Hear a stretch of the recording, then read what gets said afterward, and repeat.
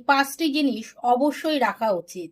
যদি কোনো সনাতনী হিন্দুদের বাড়িতে এই পাঁচটি জিনিস না থাকে, তারা কিন্তু সনাতন ধর্মকে সঠিকভাবে পালন করছে না। তারা সনাতনী বলে নিজেকে যতই পরিচয় দিক না কেন, তারা কিন্তু প্রকৃত পক্ষে সনাতনী হিন্দু কিন্তু না। এই পাঁচটি জিনিস কি? এই পাঁচটি জিনিস হলো, প্রথমে আপনার বাড়িতে ভগবানের মুখের যে গান অর্থাৎ গীতা বাড়িতে রেখে পুজো করা এবং নিত্য পাঠ করা উচিত। আর দ্বিতীয় হলো, তুলসী মঞ্চ প্রত্যেক সনাতনী হিন্দুদের বাড়িতে থাকা উচিত। তৃতীয় হলো, জগন্নাথ পুরীর প্রসাদ বাড়িতে অবশ্যই রাখবেন। চতুর্থ হলো, গঙ্গা জল পরিষ্কার পাত্রে ঘরে, ঠাকুর ঘরে অবশ্যই রাখবেন।